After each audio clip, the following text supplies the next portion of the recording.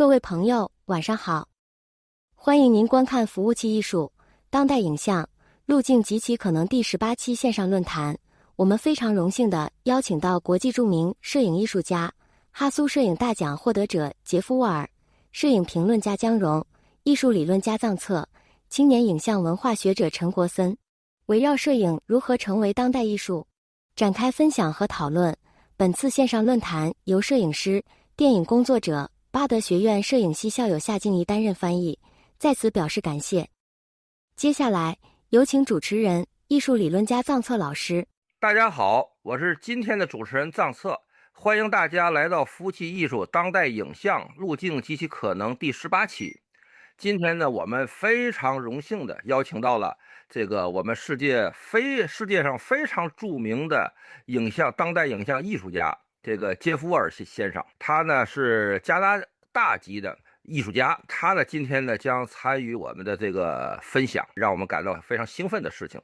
杰夫·沃尔呢大家都知道，都非常熟悉对，因为我们在这个摄影界也好，这个影像艺术界也好，我们只要一提到这个当代摄影的这几位最著名的艺术家那么前几位里肯定就有杰夫·沃尔，对，我们马上脑子里就会想到，对他拍的那个为女士拍照啊，死亡士兵的对话呀，就这些个非常非常著名的作品。那么我们今天呢也非常的有幸的又请到了我们的老朋友我们的摄影评论家、摄影家、策展人姜荣老师和复旦大学的艺术系的博士生陈国森老师和我们一起呢来这个分享和讨论向这个杰夫·沃尔会提出一些我们特别关心的问题，当然我本人也会这个参与讨论和提问。我们还呢也邀请到了这个电影工作者、巴德学院摄影系的夏静怡老师呢，给我们担任这个今天的这个翻译。静怡呢老师我们大家也很熟悉了，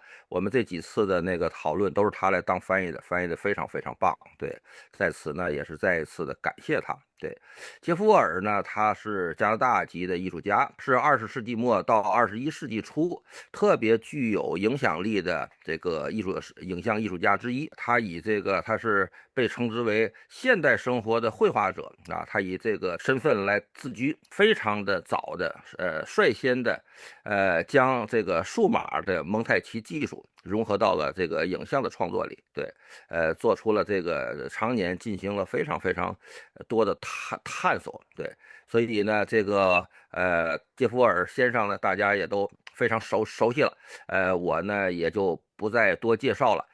我下面呢先有请姜荣老师向沃尔先生率先来提问，然后我们陆续的就开始讨论。好的，姜荣先生请。谢谢主持人臧策，也非常感谢杰夫先生今天能够接受我们的邀请来参加我们的对话，然后呢跟我们中国的听众以及来自世界各地的听众一块来探讨一些跟这个当代艺术、摄影如何成为当代艺术尤其是杰夫沃本人的一些作品的一块的分析和讨论。So now I would like to ask my first question. The first question is actually is in 1969 and 1970. After you created the landscape menu, a minimalist and conceptual artwork, mixing snapshots with text. You took a break from art making because you were not satisfied with the literalism and the non-art gesture of minimalist and conceptual artwork. Instead, you went to London for further study of philosophy, cinema, histories of paintings, sculptures, and photography, as well as critical theory. So in 1978, you created The Destroyed Room, an elaborated large-scale backlit transparency of women's vandalized bedroom. And this piece of work, of course, as we know, takes the compositions from Eugene Delacroix's painting, The Death of Sardanapalus. So according to Naomi Merritt's book, Jeff Wall and the Concept of the Picture, this seminal work was a critical investigation of the Western concept of the picture. And you yourself also said that you were trying to find out whether the picture in the West still had any life in it. So my first question to you is that why it was so important for you to continue the tradition of the Western concept of the picture using photography as a medium back in 1970s. Yeah, this question might be a little bit too big, but I think it will provide a background framework for today's discussion. So if you're ready, yeah, please answer the first question. Thank you. It is a pretty big question, I have to say. And I won't be able to answer it maybe that thoroughly because it encompasses a lot of time for me, a lot of time over which I did things. First of all, about the Western picture. I mean, I think we know in general what that means. It's a kind of picture that was generated mostly in Europe for many hundreds of years, probably almost 1,000 years, which became more and more accepting of the way the world looked to the human eye, and wanted to be faithful to that and record it or replicate it, let's say, but at the same time to make it poetic, that is, to compose it and make it exciting to look at, such that it showed things and at the same time suggested many more things. I guess that would be the simplest way of defining it. Something that shows the world as it really is, and yet suggests more than it shows in ways that become literary, poetic, etc. But I also must say I don't think that the so-called Western picture is entirely Western, since it has so much to do with our natural vision, eyesight, and how the world looks to us. It must have a wider application and a wider effect. And of course, we see evidence of the so-called Western picture in other cultures from very early times. So we could also say that the Western picture was something that generations of Western artists engaged themselves in while taking inspiration from other places as well. It wasn't an insular thing or entirely Western. And I think that's one of the reasons why other places and other cultures could respond to it very easily, or at least there could be enthusiasm for it over many centuries in other places. It's something that has to do with the fact that we see the way we see. So it's a kind of a fundamental expression of human experience. And for me personally, it was always a source of extreme pleasure, because I grew up seeing these kinds of pictures from a pretty early age in books and things. And they excited me as a child, and I wondered about them. So my own experience goes back really through my whole childhood. So I'm just one of those kind of kids who fell in love with art as a child and stayed with it. That's pretty naive, but it doesn't need to be any more sophisticated to be real. And I think that I was a naive person, like all children and young people, but my naivety was real. I was connecting to something very real. And as I found a way to learn more about it, my enthusiasm or my engagement got stronger and probably more aware of itself. So I see the Western picture as something that's probably never going to be displaced from the world of art, even though it may not play the same role it played in the 1600s or the 1900s. It's never going to be displaced. It's something permanent that probably can't be shaken off. And I tried to shake it off, as you say, in the 60s. I tried, like a lot of people in my generation, to shake it off or go beyond it or criticize it or take a new relationship to it, take some new relationship to it.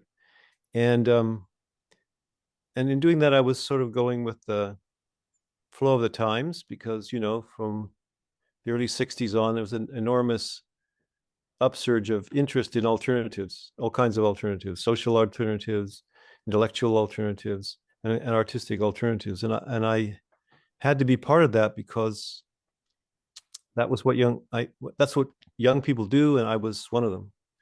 So I did have a pretty serious engagement with the alternatives to the Western picture, or the whole idea of that kind of artistic tradition. And I was pretty engaged with it for quite a while, and it engaged me on an intellectual level because I was learning more as I studied more. And I began to understand the stakes that were being played for of the art of the 60s and wanted to find my own relationship to it. So, as you said, the early things I did in the 60s were attempts to find those alternatives, and they weren't very successful. Other people who tried to find new forms of art making did much better than I did. And the reason I think they did better than I did was because they wanted to more than I did. I think back now and realize that I was inhibited from that and somehow interfered with from going further in that direction by my own background and by my relationship I had with the so-called traditional picture. I gave it a try.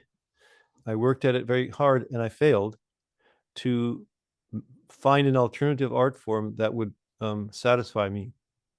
So when I kind of realized that, and it took me some years, as you say, I didn't have a problem with trying to find a way back to picture making, because I had done a lot of that as a young person, mostly by drawing and painting. I didn't have a problem turning in that direction.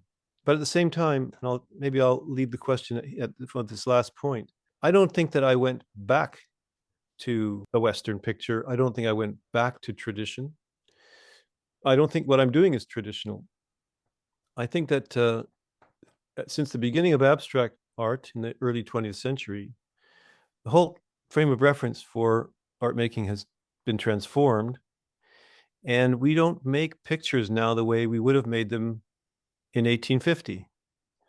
We now only make pictures in the light of what non-picture making art has been. And I feel I've had a very long relationship with that non-picture making art, and also with even what you would call anti-art. I've had a long relationship with all of that, and it's affected me in a lot of ways, probably ones I don't even understand yet. But I know that it's had an effect, and I think that effect is not just on me. I think that all picture making now has been reconstructed in some possibly difficult to explain way by the presence of the anti-picture, whether it's an abstract painting or a conceptual artwork. Those things have a presence now in picture making. I know they have a presence in mine. So that's why I don't feel that there is a way to describe it as a return to tradition. And I don't feel I'm traditional. I think, and this might anticipate some future question, is that had a lot to do with the fact that I realized I could do this in terms of photography and not in terms of painting. But I won't comment any further on that just at the moment. When I asked the first question, I did not mean that you were returning to the traditional, Western concept of the painting. I was just trying to say, to find out whether you were trying to reconnect with what Edouard Manet was trying to do to depict the modern life, like he has done, very famously for his painting of, for example, the lunch on the grass, and Grassland, and also the bar at Folie Bourget, which are entirely modern life at that time. But then after that, as you know, that the Impressionism, and then also to be followed by the minimalism, and then also the conceptual art in the 60s, when artists were using photography like Joseph Cassous to create his work. So basically, I'm trying to find out that when you started to using the figurative picture, borrowing those images or composition, the way the composition from Delacroix or from Manet, was it also a reaction to what the minimalist and conceptual artists were doing at that time, using photography, but then actually they are not using photography as an end, but rather as a means? That's my question.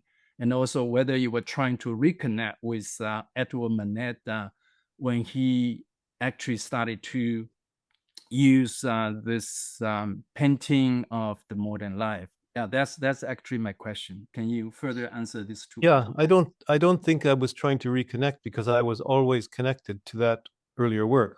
So when I talk about if I think about the time of transition between the early 70s and then say the middle 70s, when I began to make these pictures, or even further back, when I was trying to participate in the alternatives I just mentioned, it wasn't that I had just gone there. All these other things, like my interest in Manet or Bruegel or Rembrandt or whoever it was, that was still in play. So my experience of the 60s and 70s was maybe more complicated than some people's, possibly, because all the other ideas about art I hadn't put aside. I didn't reject them, and my critiques of them never really convinced me. So those older relationships for me were always in action. So I never really broke with those things, and I suppose you could interpret that as me never really wanting to break with the past. And if that's the interpretation, I could accept that too, because there is no real strong, to me, there's no really strong obligation to put any distance between the ambitions of someone like Manet or any of those older painters and my own. We share a lot of things in common, and I think artists still share a lot of things in common with those. I don't think that one's relation to tradition can be defined so well using the frame of reference of the 60s and 70s avant-garde, because their view was that there was something wrong with that tradition, something wrong with that art. It's something that was to be dealt with. And I couldn't, as much as I tried and as much as I thought it through, could not accept that fact. There seemed to be far too many elements that were still alive, very much alive in that art. So I didn't reconnect to tradition. I was always in a struggle with those traditions, and I still am, in a sense. I think that every time one makes a new work today, one is still dealing with those fundamental problems. One of the problems for me then is the validity of the avant-gardes or neo-avant-gardes, dissatisfaction with the art that came before. I am not convinced that their version of it is adequate. That should be obvious, but I'm engaged in it, and it's part of my way of thinking. My position on it is, I think, obvious from my work, that there's a lot that's still alive, and probably always will be alive in these things, as I said. So I was, of course, working against the grain of the times at some point, yes. And I guess my work could have been seen as sort of dissident in relation to some of the main, enthusiasms of the 70s. But that was cool. I was fine with that. That's my relation to the 70s. Yeah，上次我现在把这个话筒我交给你。这个刚才呢，我这个一边听杰夫尔这个他的这个讲他自己的这个这个探索。实际呢，我想到了很多有关这个艺术史、图像以及摄影之间的一个非常有趣的关系。对，我一直在想这个问题，它实际呢涉及到了这个我们这个共同的记忆和个人的记忆。共同的观看的这种目光啊，以及他们观看的这种习惯，以及个人对这种共同目光的这种超越，以及这种他的在超越过程中的种种的这种探索艰难的过程。对，那么这个个人的目光到底以及个人的记忆到底能不能超越，或者在多大程度上超越这种共同的目光和共同的这个记忆，乃至历史的时间的这个维度的东西？我觉得这个问题呢非常非常的有趣啊！我刚才在一边听一边在思考，我说这个问题实际是一个非常非常值得继续去思考和研究的问题。好，那么下面呢，有请郭森，开始你的提问。So, hello, Mr. Jaffor. It's a really honor to have this opportunity to speak with you today. And, getting the chance to have a conversation with my absolute favorite artist. It really means the world to me. Yeah. And besides, strictly speaking, I'm not in the arts. I'm enrolled in the philosophy department. And also, I like to say something a little off topic. First, I want to thank you in person for granting me permission to use your works in my articles. So that genuinely meant a great deal to me and helped me enormously. My So, pleasure. Also, at certain points during the conversation, I'll share my screen too, so that you and the audience can see exactly what we're talking about. But for the first question, I want you to use the slides. The sense of naivety you just mentioned, I think I can feel it in your work sometimes as well, and it might actually connect to something I'll bring up later when we get to some works like the ventriloquist pieces, etc. So, I think your answer also to Jerron's follow-up question actually already touches on what I'm about to ask, and though my question might be a little bit more specific. So my question is, once upon a time you've said that your practice begins with not photographing. That missing a moment is in itself a kind of relationship with photography, but some of your work clearly originate in very specific visual encounters. For instance, seeing a backlit billboard on a street in Spain when you were young, or seeing Las Vegas at the Prado. These have more or less become a kind of art historical anecdotes. So an idea that comes from reading or from memory and direct visual encounter something relative to the work that might come afterwards. So what different kinds of working processes do they each lead to? Or in other words, what I want to ask is what the difference in the creative process between starting from a conceptual idea, like wanting to depict something involving the living dead, something like that. And another side is starting from a direct visual encounter. Like if you remember Milk, that piece actually began when you came across a man on the streets of Vancouver. He was crying while holding a milk carton, and you found a way to realize it from there. So when the starting point is so different, that the path towards making the work change significantly. So in terms of where the work actually begins, which pieces would you say are the most purely conceptual, and which one came most directly from some kind of immediate life encounter. So that is my question. Okay, interesting. Let me just say something about not photographing, maybe to begin with. You know, anyone who gets interested in photography and starts looking at it begins, from an artistic point of view anyway, begins to recognize the photographers who've done it better. The ones who impress you just the way, say, Picasso would impress you for a painting. So I did that too in the pretty early again. I had was looking at photography again pretty young in life, and by the time I was maybe 16 or 17 or 18, I had learned about Walker Evans and Adjei and so on. And I knew that they were different from other photographers. Their pictures were what they were. We won't go into why, it's obvious. But I knew that they made their work almost always as a kind of almost as a snapshot, as a kind of snapshot photography, or at least as a documentary photography.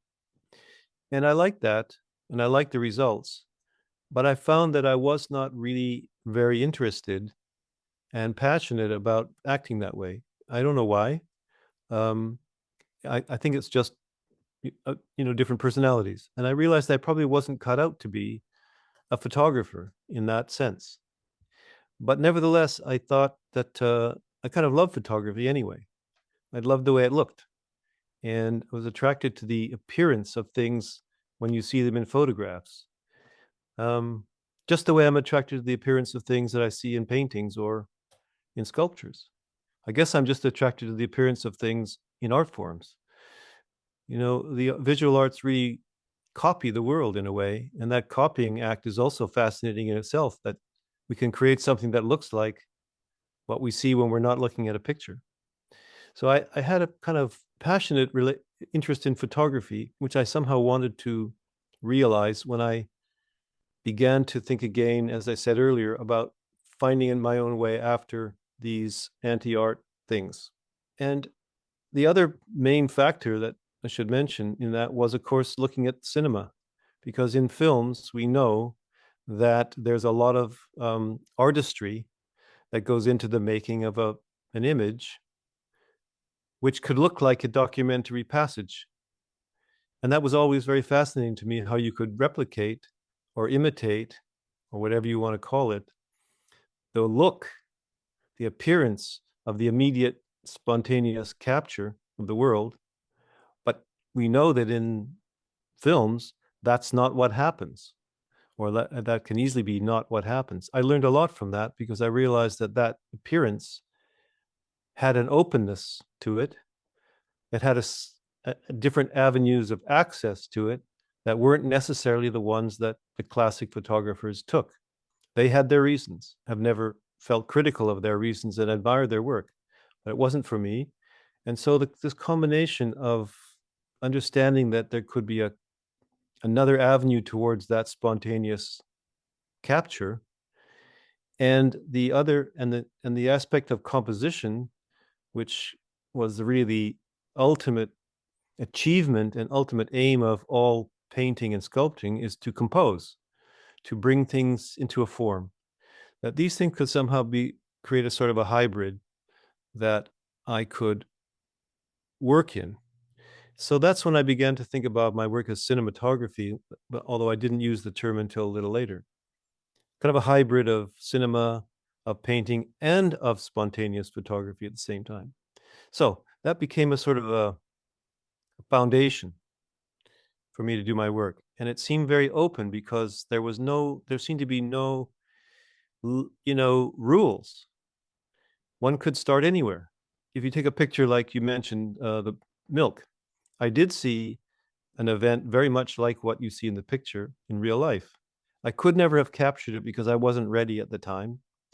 And I was sort of sad that I guess I couldn't have captured it. But that also opened the door to the fact that it was still available to me somehow. So that's what I kind of mean when I say that not photographing is already a relationship to photography if you want it to be. It's only those who want it to be that it becomes a relationship then, only for them. For those who don't want it, it's not a relationship. Fine. So that showed me that these avenues, these passages into photography, into the photographic domain, practice, were available. So I just began to experiment, in the 70s, 80s. I just began to try things.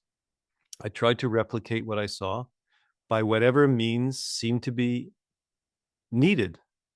One of the defining features of real cinematography in the cinema is that the filmmakers, the cinematographers, will do whatever they need to do.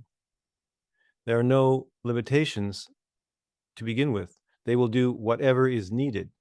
And I decided that that's what I would have to do also, whatever is needed. So that's how I practice. I have no rules. I just do whatever I have to do at any given time. But I can only do that because the baseline, the field of what I call cinematography allows for all those approaches.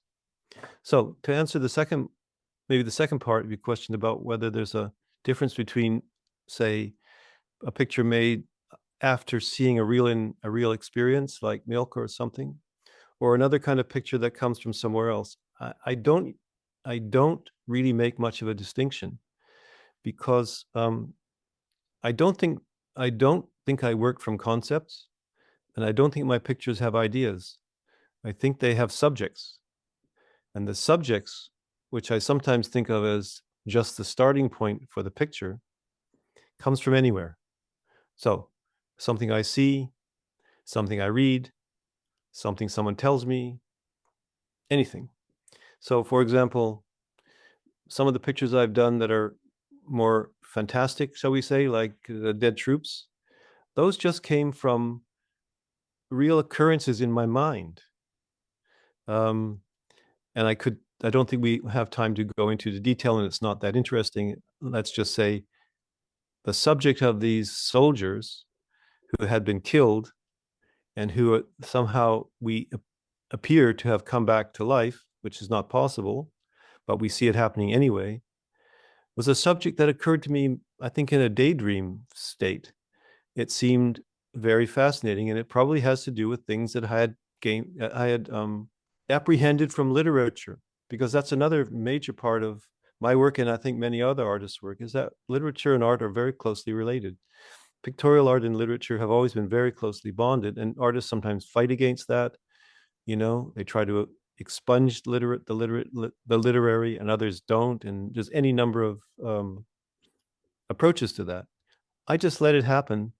I've always been a reader of fiction literature anyway. It's just something I've always enjoyed. So I've just let it happen to me when it happens. So I don't have any, I don't make distinctions between these subjects. I think they all are equally available to me.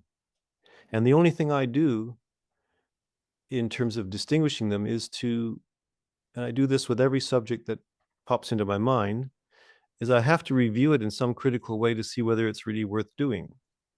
That's a hard judgment to make, and it's hard to describe. But once I decide a picture is worth making, the subject suggests it a way I can do something that I can accomplish, then it becomes like every other picture, and I don't distinguish them anymore. And I like the fact that, I can make pictures that are very realistic, shall we call them, very documentaristic, and pictures that are very different, and that maybe people recognize that they're done by the same person, that they have something in common, even though they're coming from very different starting points. And that maybe the commonness, the fact that they look like they belong together, and I've seen them in many exhibitions, and they feel like they do fit together, that suggests something about photography as well.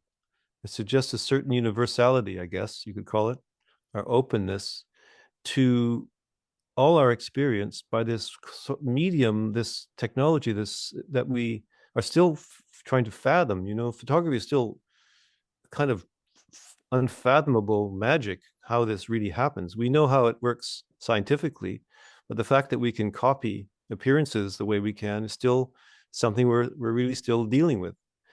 And so that's just to me that the camera system, if you want to call it that, is applicable to anything I can I can engage myself with. Did I answer your question, do you think?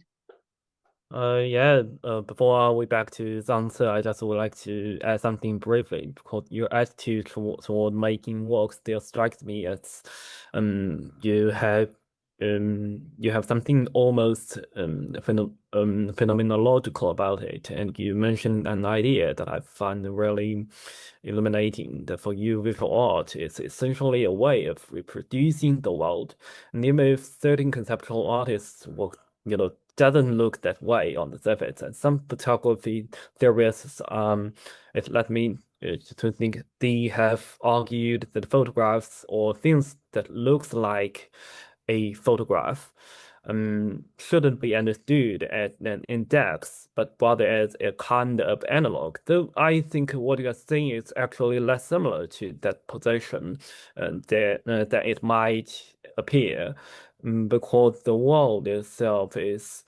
inexhaustible and in in its significance, always interesting, and also the visibility of the world isn't simply what we happen to say in that given moment of reality. And that's not all the world is. It's very hard to capture the kind of complex web of, all of this relationships, all of these interconnections in a single moment as we can't in real life. And I wonder if that partly why pictorial quality matters so much to you. Oh, let me make one comment first, just because you raised something that's probably relevant that I missed out. The question of composition emerges here, you see, because I agree with you that, at least I think I agree with you that the visual world is inexhaustible, but it doesn't always satisfy us aesthetically the way it looks. So when I'm trying to do something, and let's take an example of something that's derived from a real moment that I want to reproduce as faithfully as I can, it can't be totally faithfully because I have to realize that when I have my rectangle, my basic field of vision, the real suggestivity, anything that can become poetic or fascinating will emerge from how that rectangle is treated visually. That means I have to compose. In order to compose, I have to invent, and I have to bring things together, shapes, colors, forms, actions, etc., etc., all the basic, formal things that all artists do. And the way in which a picture, I think, and all pictures have added to the simple replication of our vision is through the music, if you want to call it, the poetry of composition. So, if the man with the milk was against a different wall and you didn't see those bricks behind him, it could have been a very, very different feeling.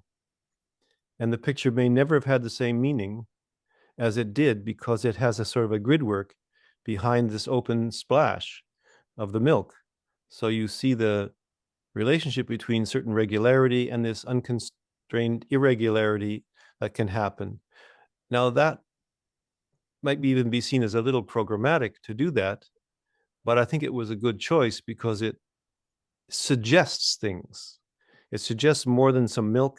It suggests every unpredictable phenomenon against some pattern of predictability, for example. So that becomes another subject that has nothing to do with a man on the street necessarily or his carton of milk. It has to do with how nature reacts in certain ways, and so on and so on.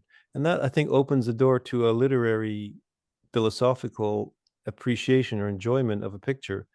But that comes from the whole picture, the whole way it's made, not the subject. It doesn't necessarily arrive from it's not contained by the subject. I think that's sort of how I respond to that part of what you would have to say. Thank you for those responses. 杰弗尔讲到了这个文学白日梦很重要和摄影这个非常非常的有意思的话题，对，这个问题实际也都是一直我在思考的问题。那么在我看来呢，这个文学是以这个语词啊，以这个词语概念的方式，激活了大脑中的视觉的那种储备那个记忆。白日梦跟我们即时的，就是这个在这个同一时间里面那个现实的观看。那么我觉得最大的一个区别呢，就是我们这个，你比如说像这个街头摄影的抓拍，或者是我们在这个街头随意看到的这些个东西，它呢就是外部的视觉信息呢是这个在这个同一个时刻进入我们的这个视觉通道以及大脑中的。而这个白日梦呢非常有意思，白日梦在时间上呢延宕了，它不是一个即时的就是当下的那个视觉信息进入大脑，而是呢以往的那种视觉的东西，它的那种片段，在大脑里被重新的组合。那么我们说白日梦，也就是说它跟我们这个当下看到的东西最大的区别就在这里，而不代表哪个更真实。刚想到一个比喻，就是说就像那个新鲜的葡萄被榨成了果汁，以及那个葡萄后来被发酵酿成了这个红酒。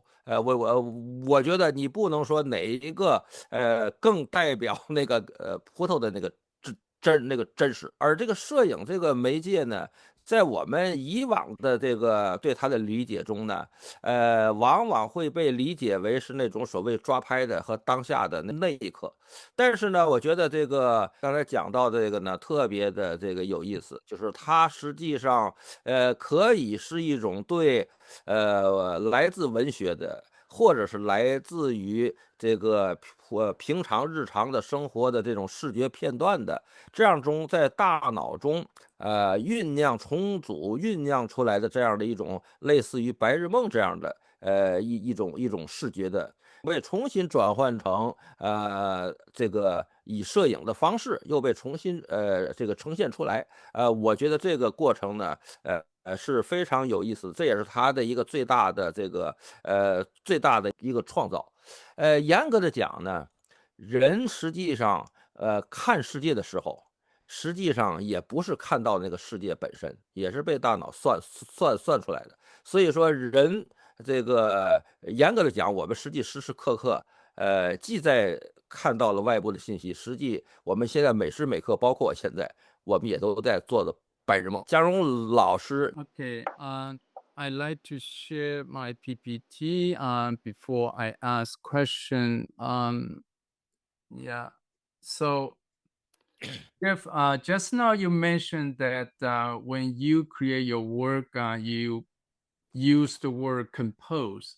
So Stephen Shaw, who also came to this forum to discuss with us before, as you probably know, that he used the word construct an image rather than compose an image. For him, it is really trying to to see the relationship between the elements in an image before he construct an image for his work.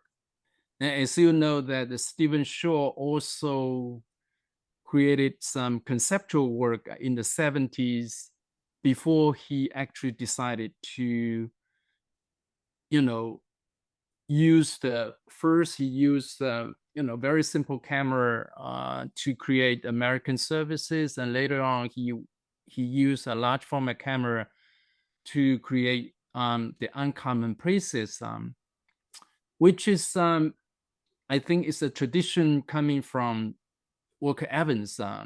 In other words, both the works of Walker Evans and also Stephen Shaw has transparencies in their work.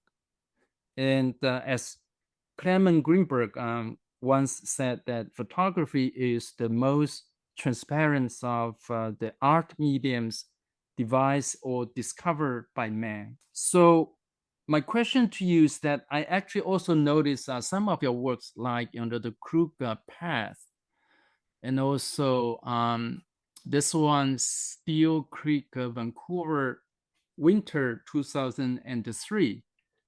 For me, these two images also has transparencies in it. The only thing, the difference between your work and the works of Stephen Shaw is that, that's my understanding, I could be wrong, that for your work, you seem to have a metaphor in it. And for Stephen Shaw's work, I don't think he has metaphor in his work, and that's why I think when Stephen create his work, he doesn't usually brought it up a very big, like a tabloid size or large size of 2 meters or even 3 meters. For him, mostly is like the biggest one, it would be like 1 meter wide. And I think once Stephen Shaw's work is blown up to a very big size, then it's very hard for the viewer to see the relationship of the elements who he has constructed in his image. That's why I think it's better for his work to be output in smaller size, so that the viewer will be able to see the details and the relationship he has constructed or he has observed, and then later on he constructed the image in it. So my question to you actually is that do you think in your work you also have transparency or not? Yes, because the two pictures you showed are a kind of picture I do quite regularly, or as regularly as I can, and those are utterly straight photographs.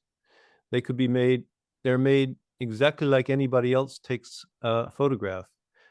Those are places that interested me, just like the standard station on La Brea there interested Stephen. That's, by the way, that gas station is still there. I know it. In any case, the places that I photograph as a straight photographer are just places I find that have a certain fascination, which I don't necessarily need to define. And I do straight photography as part of my work, and I always have done, and I like to weave those things together. And that goes back to what we were talking about a few minutes ago, about the fact that every avenue is open. I haven't closed any doors by criticizing any other kind of photography. I have no criticism of other approaches to photography, and I certainly have no criticism of the documentary tradition. I still think that the documentary tradition or mode is the fundamental identity of photography. But as I said, there are alternatives. So my work is filled with documentary impulses, and therefore it's filled with what you call transparency. Most of my pictures result in a kind of in an immediate capture of a real place at an existing moment in time. No matter how much literature or other energy I might be involved in to create a starting point, the result is still a photograph. And I take photographs like everybody else takes them, and my photographs are subject to the same criteria as any other photograph. The other aspects of them still have to finally result in a photographic capture. So there's something I have in common with every other photographer and every other mode of photography. What we call transparency, which is a sort of a way of talking about the direct reportage phenomenon, is always there in my work. I work with it all the time. I never deny it. Let me just say something about the scale, because you mentioned Stephen's scale. I never set out to make big photos, and I'm not interested and never have been interested in big photographs for their own sake. I've said this many times. My pictures are made the size I think they need to be in order that what I want to be seen is seen the way I want it to be seen. Probably has to do with the way I see myself, I guess, as I think everybody's work it has to do with the way they see. And so it's a kind of expression of how I really see the world. One of the most fundamental frames of reference I use, even though, as I said, I don't follow any rules, but there are criteria. You know, the so-called Western picture that we were talking about earlier mastered the mode of working at what we call life size. Because when painters were painting, say, murals on big walls, many of those pictures had to appear as continuations of the space in which the spectator was standing. And so that certain magic that we get from Raphael or whoever who painted these pictures partly stems from their ability to understand there's something specific about that moment when the image you're looking at is in the same scale as you. And that moment is the only objective moment of scale that we have in the world. Everything else is either bigger than the world or smaller than the world.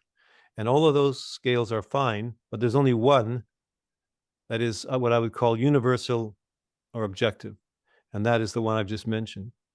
So because I've always admired many of the works that were done at that scale because they have that magic to them, I found that I had an affinity to that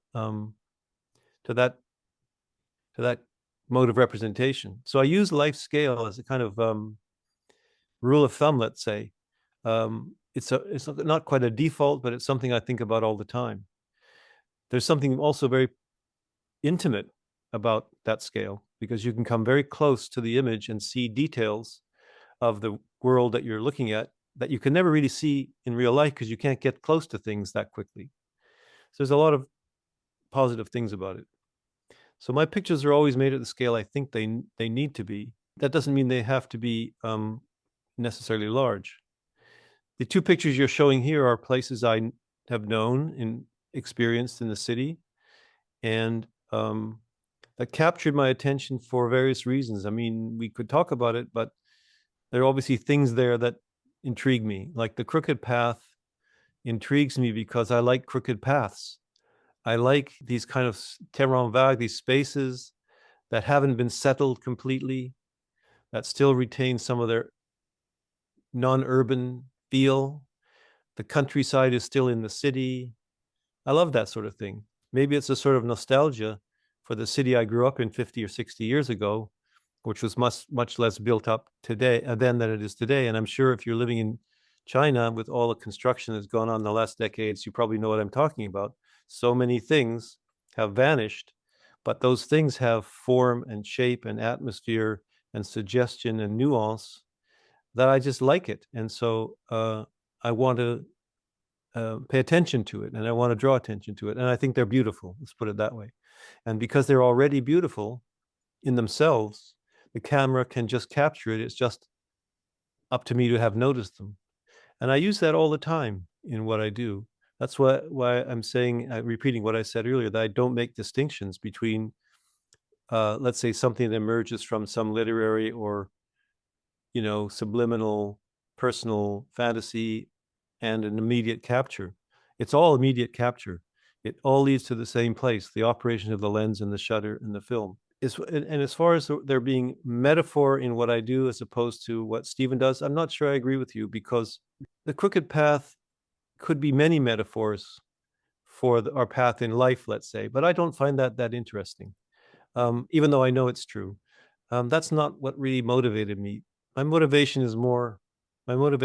in that case, on a level of metaphor, would be more my affection for these ways to get through space in a settlement.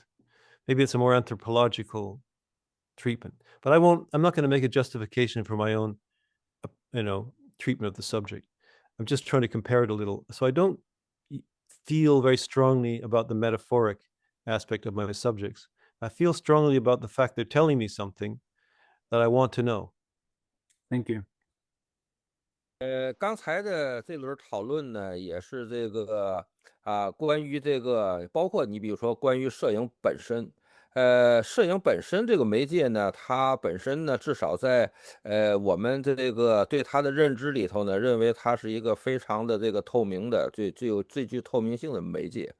但实际上呢，呃，但实际上它也是可以被重组的，但是呢，它仍然以一种非常透明性的这种方式呈现。但是我们知道，那其中是被重组的。这个实际也正是我们刚才讨论到那个眼睛看到的那个东西，实际在于我们大脑里时时刻刻都在生成的那种想象的，乃至类似于白日梦的那种意识的那种绵延。对，这个实际是个非常有趣的话题。杰夫·沃尔先生刚才讨论的呢，实际是关于这个所谓发生学的那个在拍摄之前的那些个思路和这个想法。但是呢，我发现呢，这个你在这个拍摄之后的那个后期的制作的时候呢，有一个非常重要的特征，就是对每一幅这个作品都会加以这个非常认真的考量。这个也让我有一个非常大的兴趣的问题想这个提问，就是说你是如何在这个对作品的各种细节啊，这种影像的控制与那个让作品自由放飞那个之间，就是它的保持它自身的那个自由度之间保持平衡的。因为呢，这个我呢往往是呢，不从这个艺术和摄影本身这里寻找艺术和摄影的答案，我往往是从这个神经科学啊，从这个其他的学科里面来这个，包括可能您比较熟悉的拉康理论，对，从那里头我来进行思考。所以呢，我就想到了控制论的一个非常重要的原理，就是那个罗斯阿什比他提出，他说这个人的大脑只能一个。个体的人只能控制比他更简单的系统，那么艺术对于个体艺术家来讲，显然是一个更加复杂的系统。那么这个艺术家做到对自己的作品的完全控制，这是不可能的。但是呢，我发现您呢对这个自己的作品的控制呢又是很精细的。但我相信呢，在你的作品里一定是有那个让作品自己生成的，或者是你不去控制的那些个。所以这个问题我非常的好奇，就是我想问你，在你的影像制作过程中，哪些个是不去控制的，哪些又是要这个来控制的，而且在两者之间如何保持平衡？ Very difficult question to answer. A very difficult question because I'm not sure when when I'm working. I'll just preface by saying when I'm actually at work, I'm not always that sure what I'm in control of when I think I am. We often delude ourselves that we're in control of things, and the reality is quite different. And sometimes that shows up only later, when either for good or bad. For example, I may feel like I'm controlling a process, and I'm not really. There's things that have escaped me, and I'm not aware of them at the time. And sometimes that can lead to very bad results, and then I have to stop and correct myself. Other times, it will lead to something much better than I would have possibly intended and could possibly control. So it's not quite so simple. People have, for many years, people have considered me a control freak who has to control every little thing, which I think is kind of naive on the part of people who don't really do this kind of work. Because all you have to do is watch me work for a few hours and you'd realize that's not quite the case. So first of all, I try to control myself. That is, I try to avoid being seduced by stupid ideas, false starting points, extraneous considerations, etc. That's important because it's tempting to try and make your work for ulterior motives, and it's difficult not to do that. So first of all, you need to control that. That's not very easy to do in itself, and again, you never know whether you really are in control. So that's a problem. And then there are certain things you know that you must control. It's simply you will not go anywhere if you can't control it. For example, you pretty much have to control the camera, because if you don't control it, you will get no results. That's obvious. So there's all those sorts of things that one controls. when I'm working with people, I know that I can't control them. I have no control over these people. I have no authority. It's just a relationship I have with them. So that's an area where it's never definable, and so on. So everything I do, no matter how simple or complicated, is always a sort of a game, I guess you could think of it, with what control really is. And that's much more fascinating way of looking at it than whether there is control or not. There always is, and there always isn't, and it's always fluctuating, and it's always fluctuating in ways that are difficult to anticipate.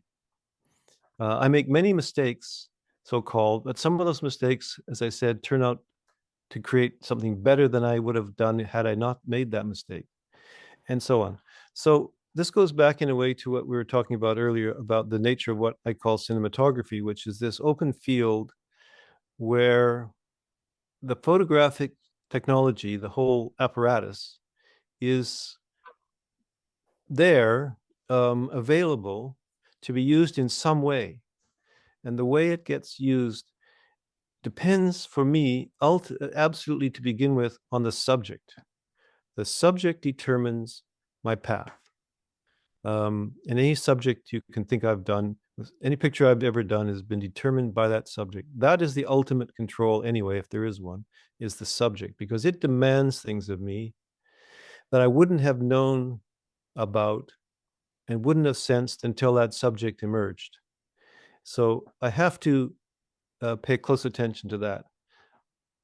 How I follow that path is some ways the path is followed are kind of known because I've done many pictures and I know how to do certain things, but I never seem to be doing the same thing twice. There's a certain control there. There's a certain control over the technical parts. There's certain control over management of the whatever I'm doing, certain control with the people, depending on suggestion and so on. It's all very vague and so on. So the answer to the question really is, I don't know. All I know is I have experience now of having made many mistakes, had many problems, put myself in many bad positions, got myself out of it somehow, had a lot of excitement about getting into bad positions. Sometimes it's very exciting to be really in a bad spot, and it really makes you, want to win that game at the last minute. That's also an experience that you have to deal with. So I think photography is also very unique in that, for example, a painter who is working on a painting with a brush and paints does have that brush in his hand, and that brush can be kind of controlled by his hand up to a point, because we know that the end of the brush, it doesn't exactly do what you want. So if you want to do it exactly, you don't use a brush. But they have control over things that photography doesn't permit. So the medium itself creates this ambiguity, and I work with that ambiguity all the time. To talk about the post-production, as you mentioned, there really only was post-production once the digital technology entered. Before digital technology, one had to capture what you're going to capture on one piece of film, and that was it. The only post-production was how well you could print it. That was pretty much all anyone could do. There was no flexibility inside of photography on that level. So there was, in a sense, no post-production to speak of. Nothing important. With digital montage, which is what I do a lot, then of course there are many things one can do later. I only use the digital montage to assemble an image that could never be captured properly on one piece of film. That's all I ever do. I don't do anything else.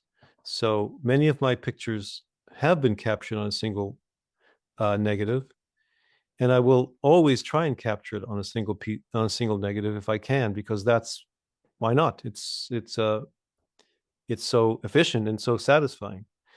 But that's not always the case, and sometimes one has to plan not to do that because there's certain impossibilities with certain subjects. Certain subjects just escape the possibility of being made with a single negative, and then a lot of planning has to take place. Most of that planning is done before any digital work is done, because one has to photograph and make negatives that can be put together properly. And that's a photographic technique.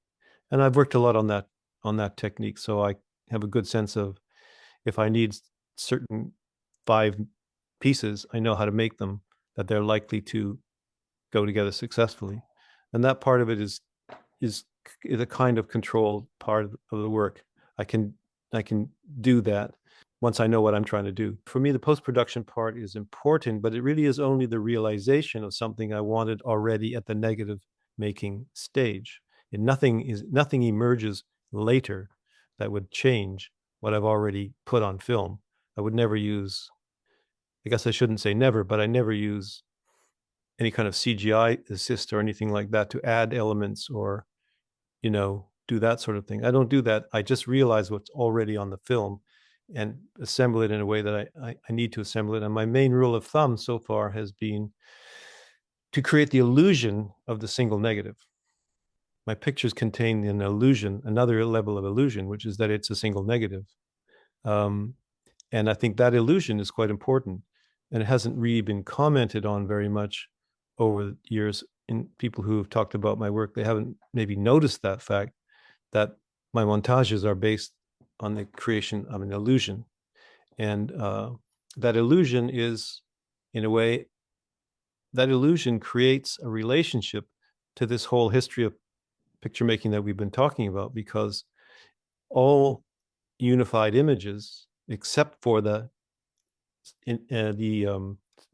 immediate capture on a single negative in photography, all images are illusion. The unity of all images is illusionary, because a long process of making brought that unity into place, into being. So all unified images that we see as whole are usually an illusion of wholeness, which is one of the things that fascinates us about them, because we know somehow, people know somehow that had to be brought into being, and they kind of marvel at the fact that it could be done. So that's a very old thing, and I like to be part of it, because I know I could never escape it. I can never escape it in any case. And this illusion is also the illusion of the level at which we feel we might comprehend our own existence, which is a sort of an illusion anyway. In other words, that a picture could disclose the real nature of our existence is illusionary. We aren't likely to have that knowledge, but we feel that we understand the world somehow when we see images that sparkle in some way with their unity and do all those things. We feel that we have a satisfying apprehension of who we are and where we are, but we know it's illusionary because we know it was made by another person. So I think that the artist's relation to illusion, the kind of illusion, is fundamental, and it comes into being in different arts in different ways. And for me, it's come into being through that process of making my pictures. Even if I've captured them in one frame, like say the Man with the Milk, it's still a process of work, and it's taken time and it's taken reflection. And I think that maybe sometimes people appreciate that when they see my pictures. They feel there's more there than they're quite looking at. They feel like there's something that's escaping them that's also there. And then what's escaping them maybe is their sense that I did that I did something to bring that into being, whether it's in post-production digitally or whether it's in the actual work method, because my working method is often quite slow, and I get there slowly. It creates that feeling. So I don't think that's too good an answer to your question, but I think that the fact is that the level of control inside of photography is just kind of indefinable. I'm still playing with it all the time. 非常感谢那个沃尔先生，对这个你刚才里面提到了一个词，非常之精彩，叫单一胶片的幻觉。对，这个幻觉在摄影中是非常非常的重要的，因为更多的人按照常识都会把它理解为真实，这是不可能的。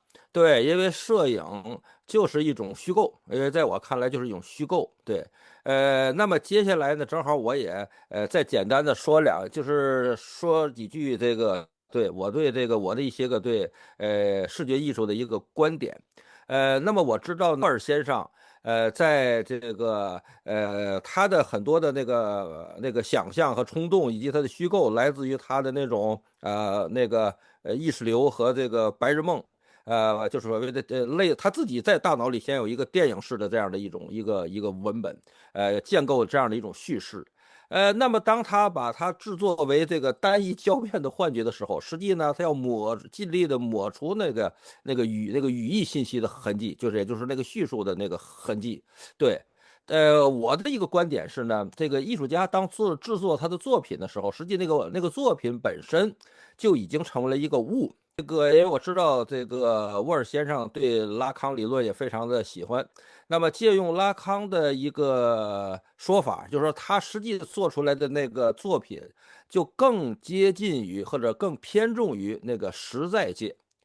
而观众是不可能看到实在界的，因为观众的大脑里是相声界，他永远看到一个东西都会象征，就像姜荣老师刚才讲的，看到一条小路就会想到什么这个人生的两条路啦，什么这个一种东西。对，人的大脑永远是有一个象征性的东西，致使他看不到那个物本身。对，所谓赋予一个意义。所以我认为所有的这个摄影作品也好，还是这个视觉艺术作品也好，实际呢，它在艺术家传递给观众的过程中，制作过程中，它的语义信息已经断裂了，已经不存在了。对，所有的我们添加的意义、我们的想象、我们的虚构，都是我们在观看的时候，是因为我们大脑里存在这样一种象征系统，又重新赋予给他的。这是我的一个对视觉艺术的一个比较独特的观点。我不知道沃尔先生对此怎么看I'm not so sure about that because I feel like the camera apparatus, shall we say, is a scientific device, system, technology, and I think we can. I'm willing to say that what the system captures can be considered accurate to what is physically. I'm willing to go there and say that we can accept that just the way we accept the data emerging from other technologies. And I don't think that's very subjective because if it is, then all science is subjective, and I'm not ready to concede that just right now. So no matter what level of awareness I'm at or the audience is at, it's all going to be focused on a kind of capture that, despite all of what we've just finished saying about illusion, contains this unprecedented factuality that's hard to deny. The reason it's hard to deny is because we've all looked at photos of something that we can see with our own eyes and can compare the two. And with your iPhone thing, you can do it 100 times a day and compare what you're looking at. So we know that this lens thing system transmits to us a very, very close copy of what we're seeing with our eyes. We know we see with two eyes and the camera sees with one eye, but we put that aside.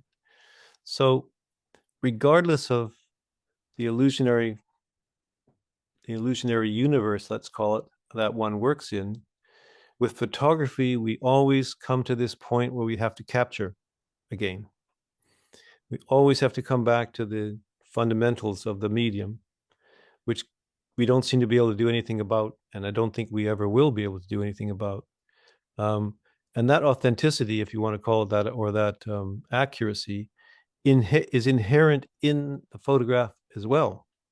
So when I say I create an illusion of I'd create, let's say, in terms of this discussion, there are two illusions. One, the illusion of a singular negative, if there isn't one, and one, the general illusionary nature of images anyway, because all images painted, drawn, photographed have the illusion of space on a flat surface. So we have that. Photography is intense, brings this to a very intense point of focus, of contradiction, if you want to call it that both of these things have to occur at the same time, and we don't really know how it happens. I will go back only to say that I really do believe that it's the composing process of the artist that allows the, let's call it the prosaic capture of fact to somehow at the same time resonate with something else. And that something else is what we call the artistic illusion. I guess that's one of the reasons I like photography so much, because it contains in it so much pressure between these two problems. One, the free mental play, free play of the mind, and the obligatory scientific nature of the recording device. These two things happen at the same time.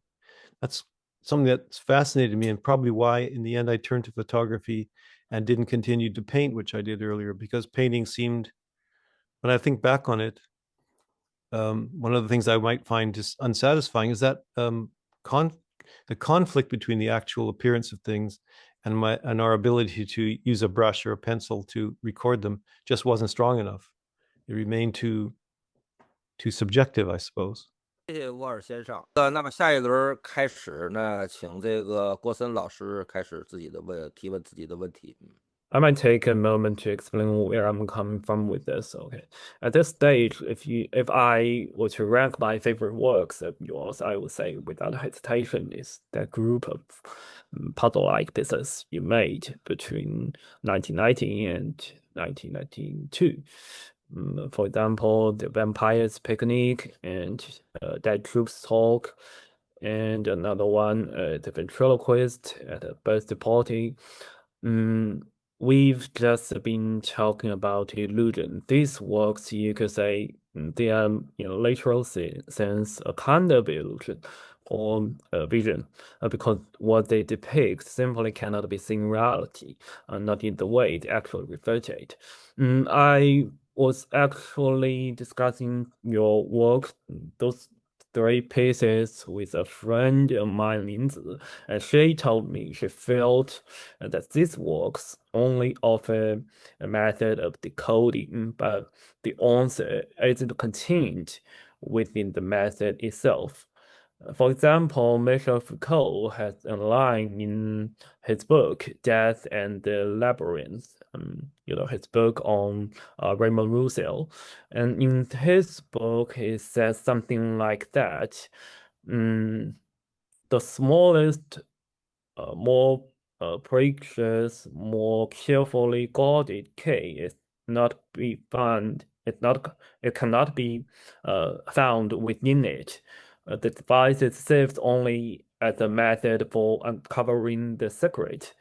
In that sense, your work has a straight distinction from puzzle, because fundamentally it doesn't serve explanation, and the result is that it haunts the viewer, the audience, like a ghost. Some of your earlier interviews, you've also mentioned that the improbable is something you often find in your images, and that even the works that appear realistic, they are full of spectral characters.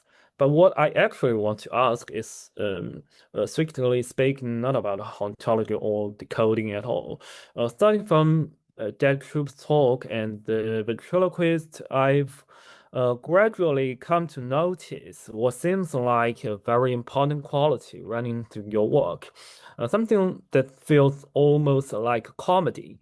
But generally speaking, you've usually seen it the most theoretically self-conscious photographer, artist walking today, someone maybe who carries the entire modernist lineage from Manet onward.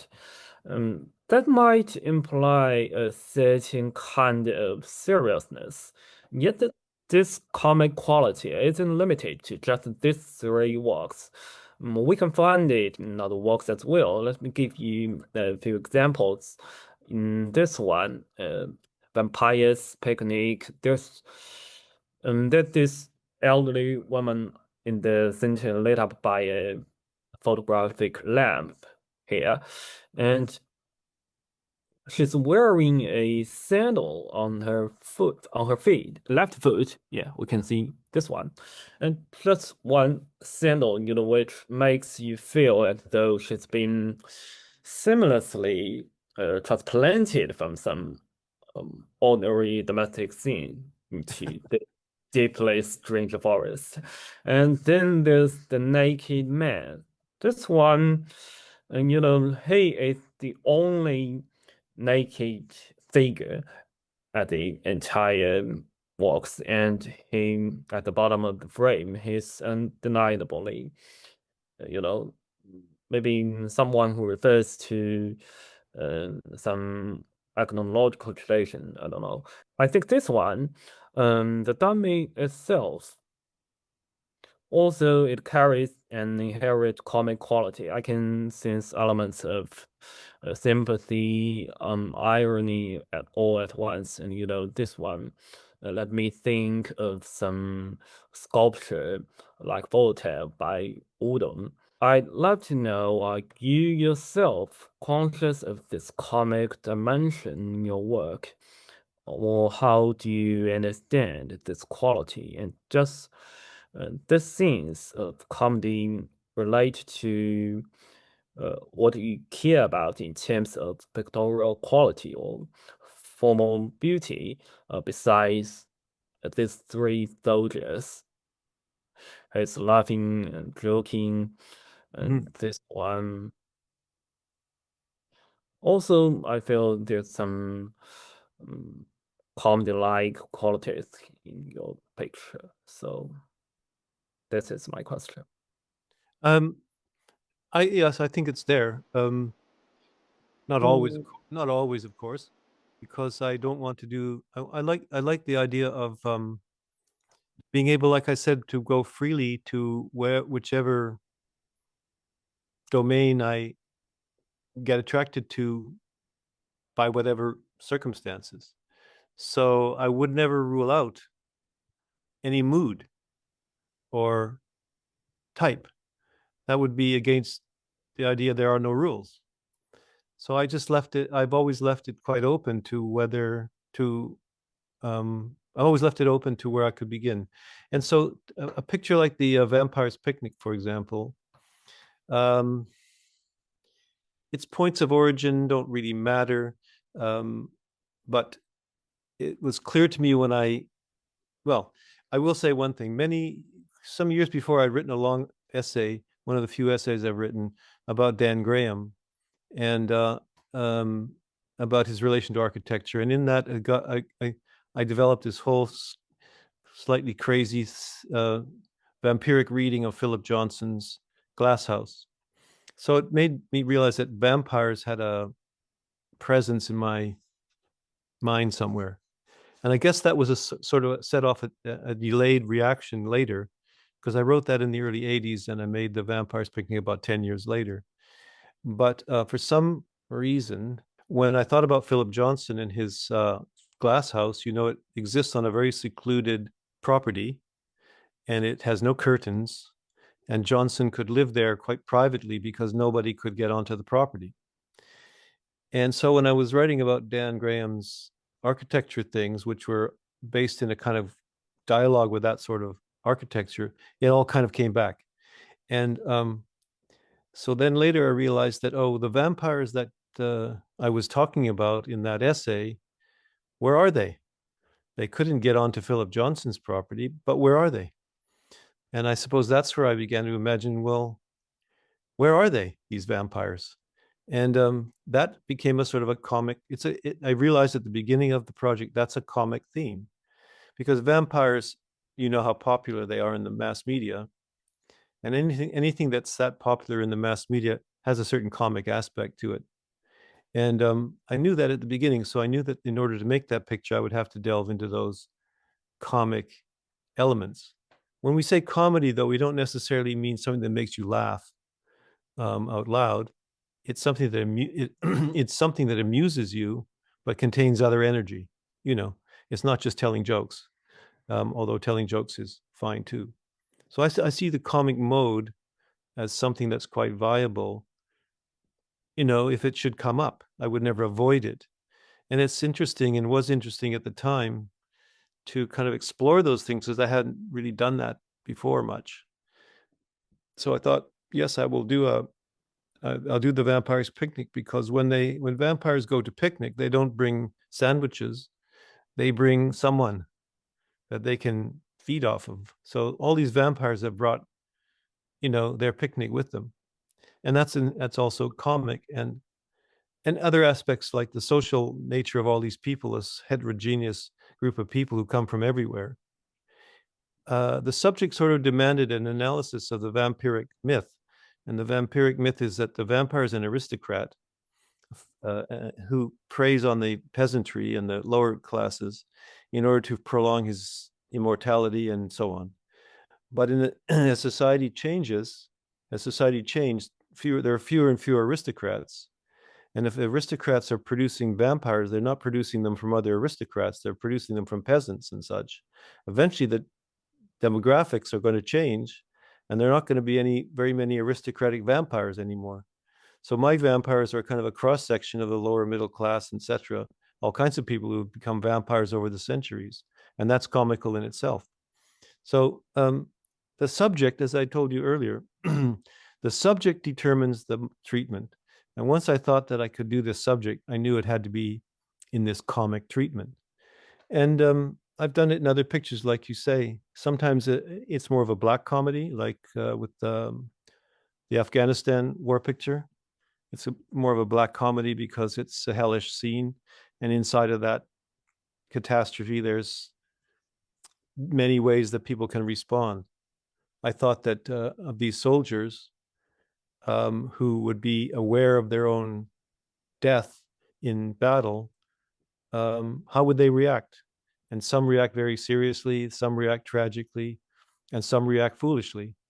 And that just seemed to be part of the whole nature of the subject matter itself.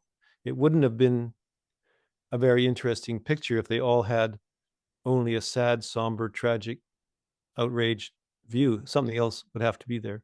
That seemed to be elemental. So yeah, I'm quite happy to engage in the comic mode whenever it seems to suit. But one other qualification is sometimes it only suits partway. Sometimes it only suits in combination with other things. It's not necessarily this or that. It can be very hybrid. So the ventriloquist that you mentioned has in it something sort of laughable about this doll, because the creature seems absurd in a way, or perplexing, and you're not sure whether you're frightened of him or you're amused by him or what.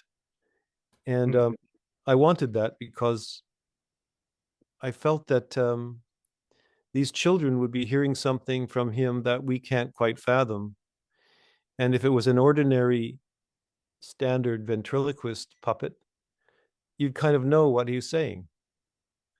Whereas this guy, you don't know what he's saying because you've never seen anything like that before. And so I worked very carefully at making him, I invented him and made him in order that he would carry these mixed meanings, as many mixed meanings as possible. And there's a certain absurdity about him, and there's a certain horrific quality about him, and grotesque quality. You know, he doesn't have, his hands aren't a pair, they don't match. His feet don't match, you know, he's made up of pieces. So that has in it a certain quality of, you know, levity, although it's mixed with many, many other things. So I'm glad you see it. I think it's just as serious as any other approach. And I'm trying to be open to all moods. So if something strikes me as having that same kind of potential as a subject, I'll use it. I recently made a picture of a man doing a backflip in a bar. It's a recent picture. It's entirely in the comic mode. That was only a year ago or so. So it's there. It's always open to me. But then you see any mode is open in this pattern I've tried to explain to you, that the field is undefined except for its technical parts. Okay. So before we move on, I just would like to briefly respond to what you said. Since you connected the vampire motive to questions of society and class, and I need to share my screen again to back to this detail.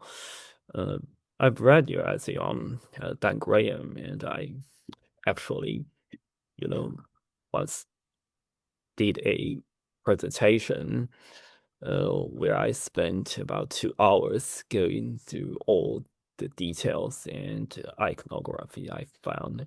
I won't have time to go into all of that here, but the work I spent the most time on was the ventriloquist.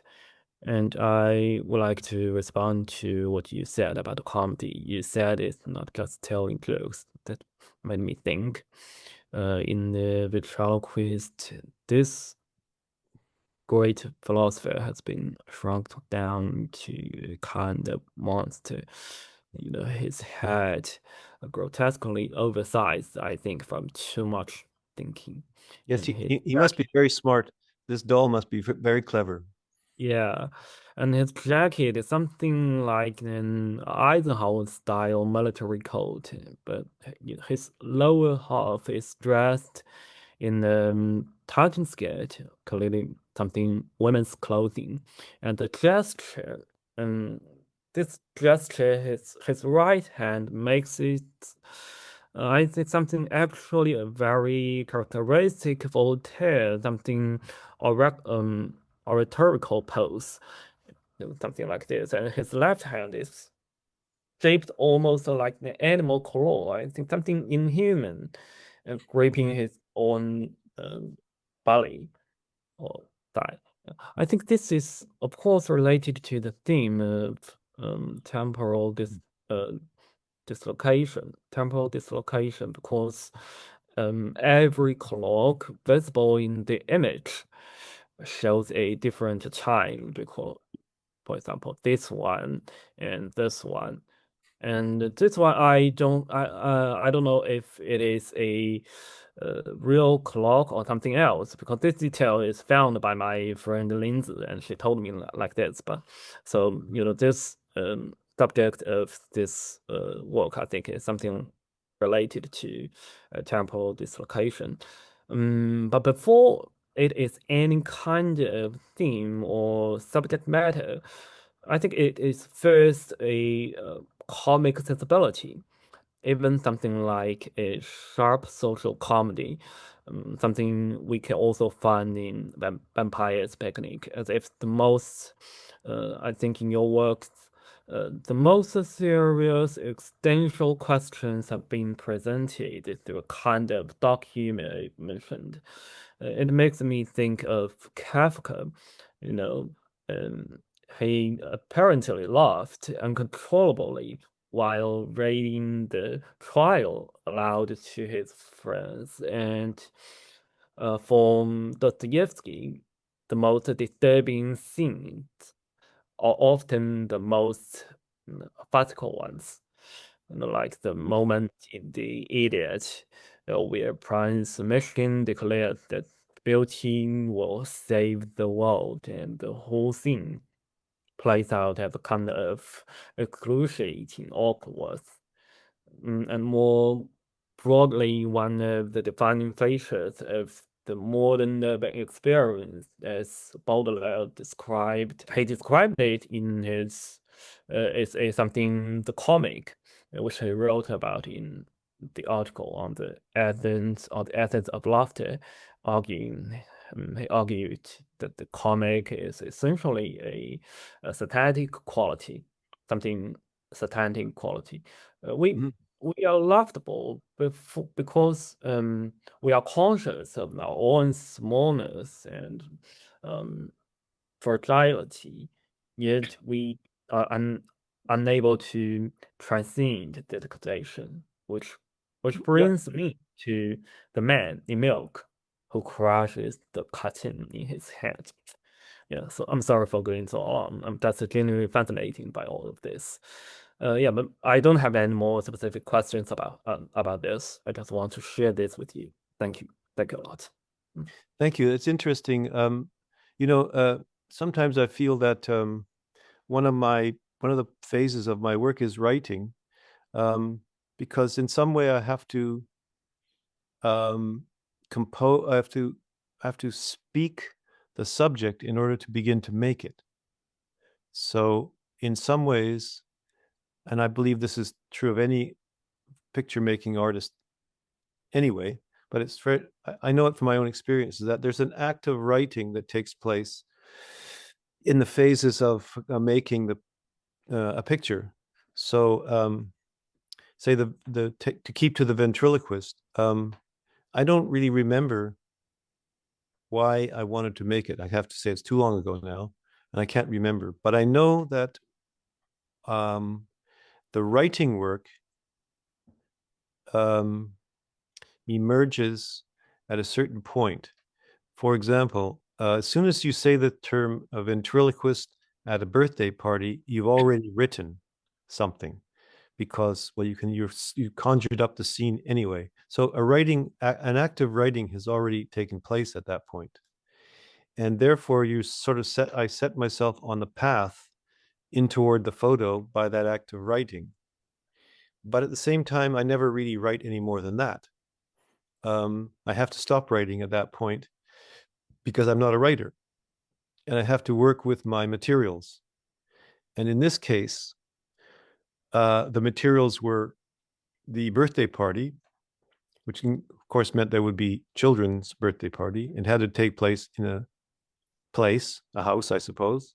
Since it was in October, it would be in the autumn, so it wouldn't likely be outdoors. And there would be entertainment, and the entertainment was the ventriloquist. Sometimes you would have a juggler, a clown, this or a that, especially in the old days when they didn't have other things. So then the writing kind of migrates into something else, which is making. And if in this case I had to make things in order to make the picture happen, because I did have to create the doll,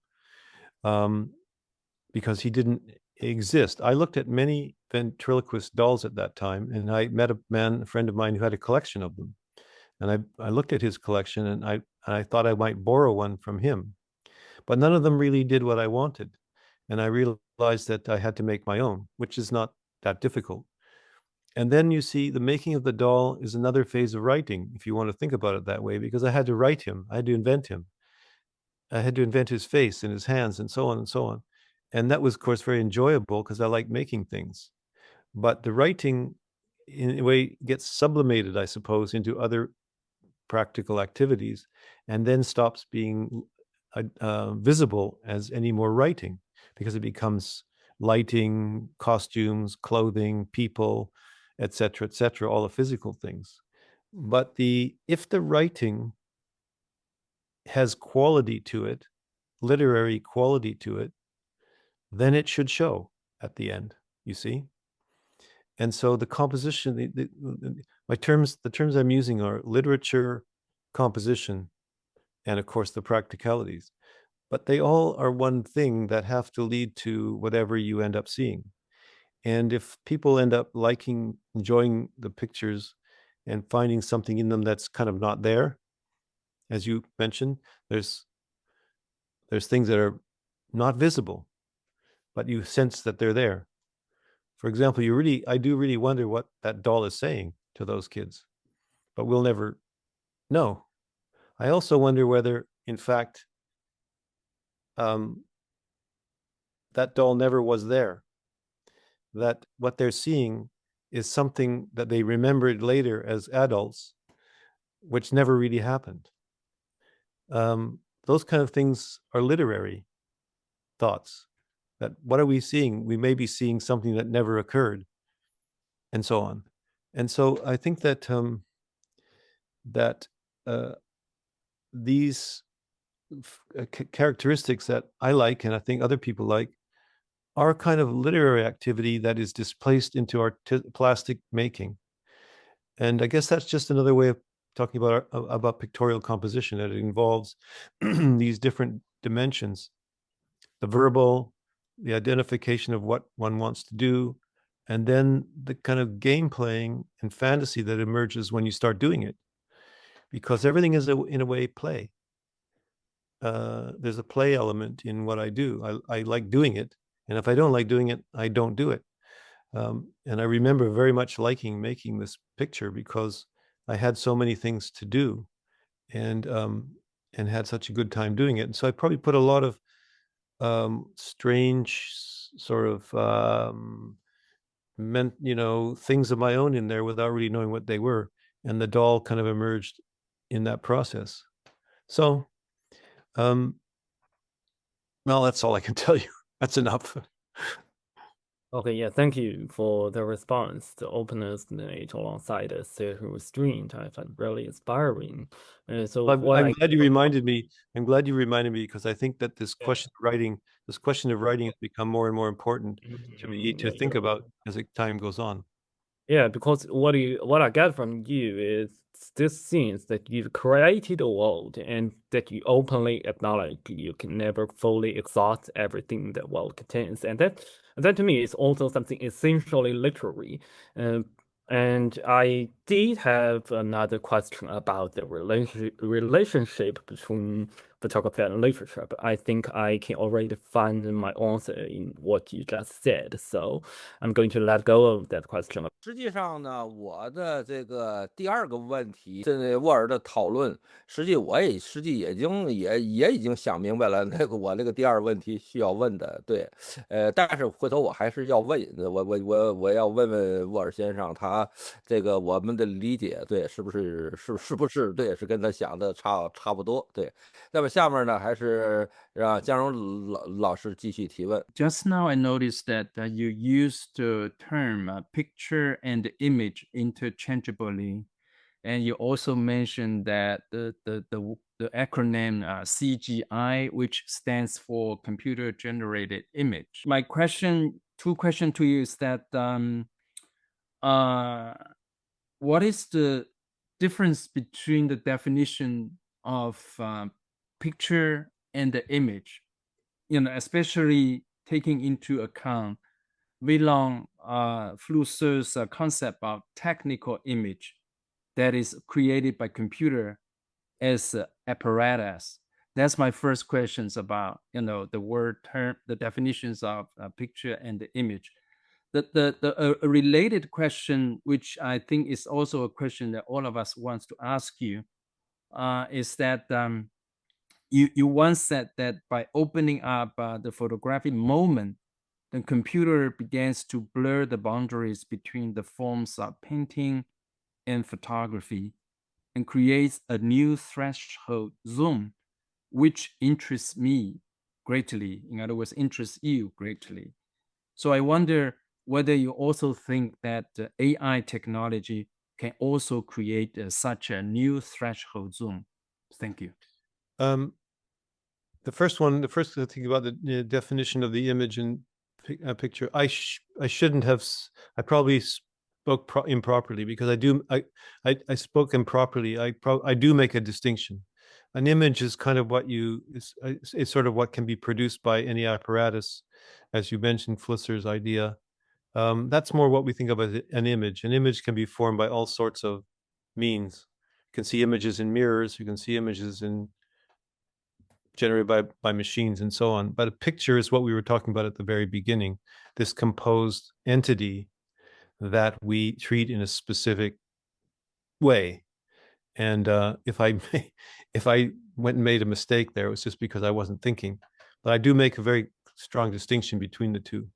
At the same time, paradoxically, because of the photographic process I've been talking about, this thing called the image keeps appearing in the process of making a picture. So they aren't quite as separate as all that. If I or anyone am making a picture, I'm also imaging. So in some ways, the picture has to come into a relation with what we call a picture has to come into a relation with the image or the image process in order to actually happen, especially in photography. So again, it's not very easy to separate these phenomena from each other inside of what photography is, because it includes the techne, the technical phenomenon is so present in the whole medium that we can't avoid it. We are working with the machine that generates an image, trying to make something that's not an image, or that isn't simply an image. And that's part of the whole kind of dialectic of the process, which is pretty fascinating, I must say, because as I was talking to you earlier about my control, what I could control and couldn't control, and that's a slightly comic question in itself, of course, because it's a bit comical when you think you're controlling something and then reveal that you're not. What you're controlling with is that technology, which is present all the time. So let's call it the element we would like to exclude, which is the image, can't be excluded. A picture gets made by a treatment involving a process of imaging. So it's always blended that way. AI. People are asking me this these days because it seems that everybody's very interested in it. And AI is whatever it is. To me, I don't like the term intelligence too much because I'm not sure that really captures it. I think these are just massive networks of computers doing things. And part of what they're doing is generating images out of other prompts and data and so on. That's all good, but it's not photography. I mean, we can talk about AI image generation, but that isn't photography, because photography happens in an encounter with an apparatus like a camera and what's outside the camera, which is still, let's call it nature, just to be simple. And that's still photography. If there was no photographing, that is light impinging on a recording surface by means of an action, then that's not a photograph. So if people want to generate imagery that way, there may be many, many things that'll come out of it that could be artistically interesting. I don't really have an opinion about it because I don't really do it. But it's not photography. Photography still, if it's going to be considered photography, still has to encounter the world outside the camera and all the contingent elements that we've been talking about. And that's sort of where its peculiar qualities come from. If there isn't a capture, then there will not be the unforeseen things that we don't think we saw when we made our picture, et cetera, et cetera. So at the moment, they seem to be two different domains. Artistically speaking, I think they seem to be very different domains. They'll play their part, I guess, because painting plays a part in photography, as we know. I mean, I've been saying that forever, or drawing or sculpture. So if those things play a part in photography, the question about the blending of the media by means of the computer, that's an interesting question. I think I still think that, although I think I probably said it when I was much more in an earlier moment of getting involved with digital technology and all that. But yes, you see, as I said, all I do really is very simply try to efface the joints between different photographs that I make in order to create the illusion of this single image. That's all I really do. But that is a sort of handwork that one does at the little tablet on the computer. When that's often done by hand, it's not automated.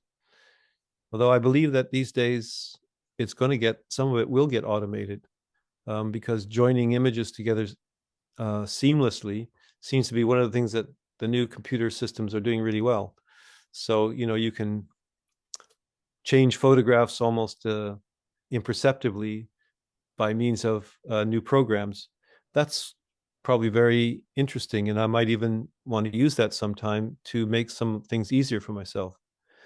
On the other hand, doing things the way I do with people, does again lead to another set of layers of unpredictability and certain qualities that may or may not be there. That I can't really judge at this point.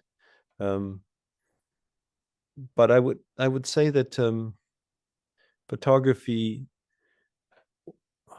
the technique of photography has been expanded by the advent of these computer technology. Things we can do now are really unique, and they could really not be done earlier. But if I want to sort of look back, step back from it, I don't know whether that's made my photographic work any better than anything done before. I don't know whether that has led to any increase in quality or anything that is that significant. I don't think that's really clear. The fact that I or anyone else can work the way I do doesn't guarantee that anything I do would be any better than something that was done with the simplest equipment 150 years ago. I think there's no artistic guarantees with any of these things. They simply are possibilities that one might use if one's predisposed to do it or has a good reason to do it. But I don't think they have any other virtues as artistic media. That really remains to be seen, but I think it's quite obvious that artistic quality doesn't depend on these sorts of things. Thank you. I think I will let Zhan Ce to ask his question and maybe to summarize the whole As you wish. panel discussion. Yeah, thank you. 刚才这个味儿，这个对我发现他呢对这个任何可能性都保持开放态度，对他完全不关闭任何一扇门。我觉得这种非常 open 的这种思路是非常好的。对，因为呢，这个我本来呢准备呢，第二个问题呢是向这个沃尔提问，就是说他作为一个学者和艺术家之间是如何做到这种平衡的？对，但是呢，实际上在通过刚才的一些讨论呢，实际我觉得我已经更好的能够理解了他的这个思路，因为在我看来呢，他的任何的这个学术的背景，以及他的文学。以及他这个在观看现实中的这种各种印象，实际上呢，在他那里头都转变成了一种想象性的，类似于白日梦的，类似于一个电影式的这样的一种视觉的东西。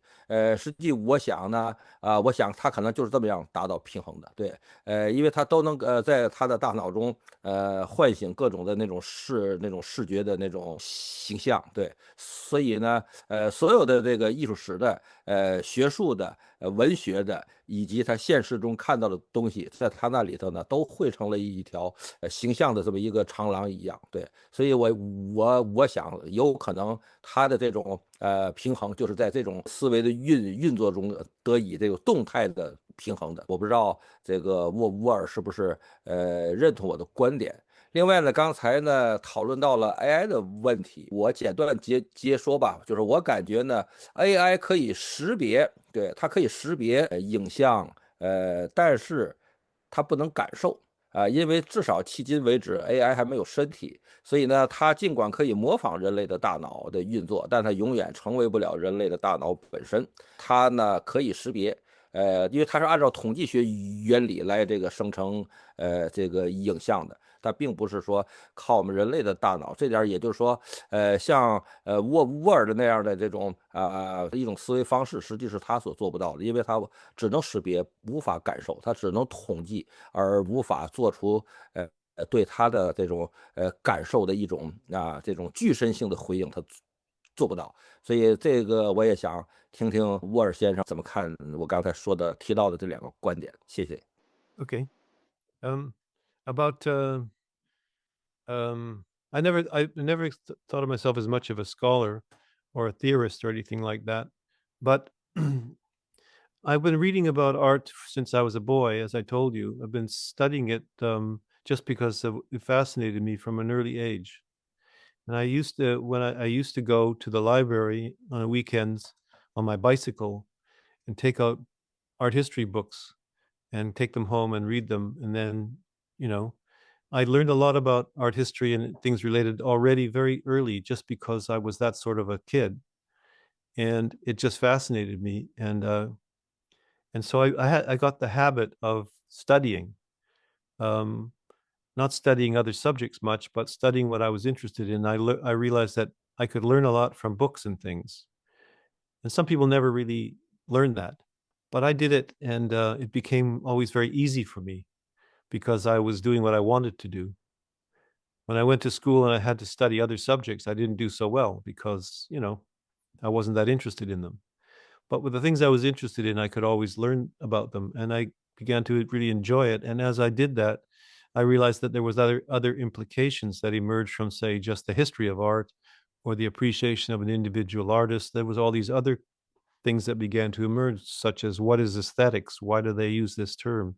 And so on and so on. And all these ramifications, led to further things to look at and pay attention to. And so I've learned a lot of things over my life by kind of study that I'm still engaged in.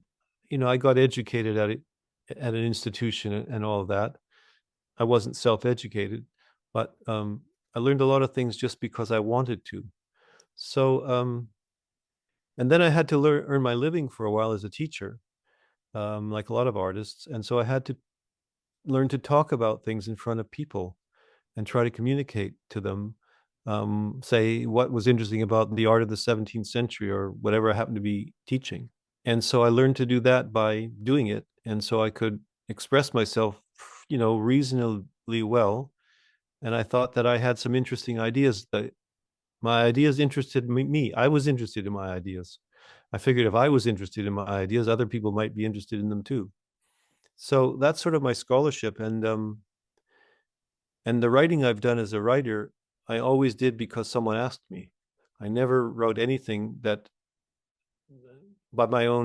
I never wrote anything because I felt like I should write it. Everything I've ever published was written because someone asked me to do it. If they'd never asked me, I would have never done it. And when I was teaching, all the lectures I made and so on was because that was my job. So I've never really seen myself as a scholar or writer, but I have had thoughts. And I like my own thoughts about art. I think they're interesting, and so they've interested other people. So it's sort of a byproduct of my just general affection and fascination for what I was trying to do, and also something else, my super intense admiration for the artists I've always admired, because there's so many great artists, writers that I've gotten so much from in my life that I just wanted to know more about them and appreciate them more and gain better understanding of it, and also to see what they could teach me. I've learned in some ways from all the artists I've studied without ever having talked to them or met them. I've learned a lot from them. They've been teachers to me. So that's sort of my scholarship. It's not very professional. It's just a sort of